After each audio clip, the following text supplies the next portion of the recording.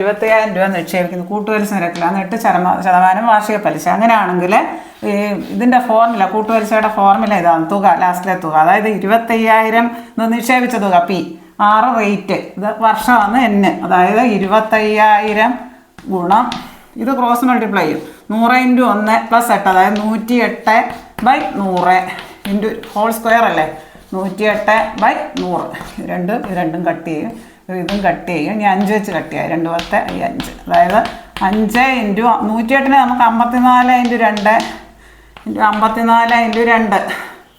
× 2 ഈ രണ്ട് കട്ട് ചെയ്ത് കഴിഞ്ഞാൽ ഈ 5ഉം 2ഉം കൂടെ ഒന്നിച്ച് എഴുതുക ഗുണിച്ചിട്ട് 54ൻ്റെ സ്ക്വയർ കാണുക 54ൻ്റെ സ്ക്വയർ കാണാൻ എളുപ്പവഴി ഞാൻ പഠിപ്പിച്ചിട്ടുണ്ട് അതായത് 2916 × 10 29,160 കിട്ടും. അതിൽ നിന്ന് ആദ്യം നിക്ഷേപിച്ച തുക കുറച്ചാൽ നമുക്ക് പലിശ മാത്രം കിട്ടും. ഇത് തുകയും പലിശയും കൂടാണ് 4,160.